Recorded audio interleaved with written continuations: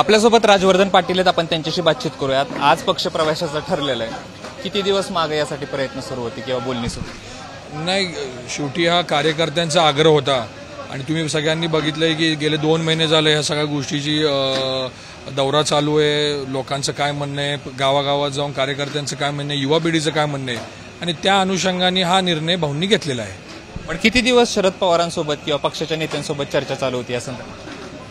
सगळ्याच गोष्टी काय कॅमेऱ्यावर बोलायच्या नसतात, वेळ आल्यावर ह्या गोष्टी मी तुम्हाला सगळे बोलेन। सगळ्यात महत्त्वाचं आता पक्ष प्रवेश करायचं ठरलेलं आहे, त्या संदर्भात काही बोलणी झाली का? साधारणतः कधीपर्यंत पक्ष प्रवेश होऊ शकतो किंवा आगामी काळात कशा पद्धतीने पुढची? नाही, मगाशी जसं भाऊंनी सांगितलं ह्या सगळ्या गोष्टीचा निर्णय पवारसाहेब घेतील, सुप्रियाताई घेतील आणि या गोष्टीची क्लॅरिटी तुम्हाला लवकरात लवकर मिळेल। तुम्हाला एक 3-4 महिने पाठीमागं घेऊन जातो। लोकसभेच्या वेळेस इंदापूरचं पालकत्व देवेंद्र फडणवीस यांनी स्वीकारलं होतं। तुम्ही आणि अंकिताताईंनी पत्रकार परिषद घेतली होती, त्यावेळेस सांगितलं होतं की 9 असेल, 14 असेल, 19 साली आमच्या पाठीत खंजीर खुपसला गेला।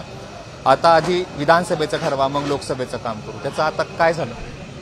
नाही, शेवटी कसं आहे, एक आपण सगळ्या गोष्टी आता ह्या सगळ्या गोष्टी विसरून एक नवीन पर्व चालू करत आहोत आणि मला असं वाटतं ह्या गोष्टीवर भाष्य करणं मी एवढा मोठा नाही, त्यामुळे ह्या गोष्टी आता आम्ही सगळ्या मागं ठेवल्यात आणि पुढं आम्ही आता ऑलरेडी निर्णय घेतलाय पुढे जायचा।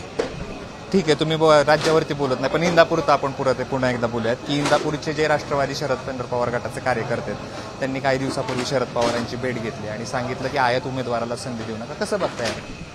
नाही, शेवटी लोकशाहीमध्ये प्रत्येकाला त्यांचा स्वतःचा मत मांडण्याची अधिकार आहे आणि मला असं वाटतं ह्या विषयाबाबतीत पवारसाहेबांनी त्या दिवशी प्रेस घेऊन बारामतीमध्ये जो तुल्यवान उमेदवार असेल, ज्या उमेदवाराच्या मागे जनता उभा राहील तो उमेदवार दिला जाईल। मला असं वाटतं त्या गोष्टीची क्लॅरिटी पक्ष देईल। तुतारी वाजणार इंदापूर? 100%। तुम्ही बघितलंय बघा, 100% वाजणार। दुसरा एक शेवटचा प्रश्न विचारतो। आजपर्यंत पवारांना तुम्ही विरोध केला, तुमचा संघर्ष झाला, आता पवारांच्या पक्षात तुम्ही येताय, कसं वाटतं? नाही, शेवटी आमच्या आईंचं गाव बारामती आहे, त्यामुळे मला असं वाटतंय बारामतीच्या जवळ जाण्याचा एक संधी आम्हाला अजून मिळाली, त्या बाबतीत आनंदी आहे। खूप धन्यवाद। तर ते होते राजवर्धन पाटील, ते सांगतात की बारामतीच्या जवळ जाण्याची आम्हाला संधी मिळाली, त्याबद्दल आनंद वाटतो।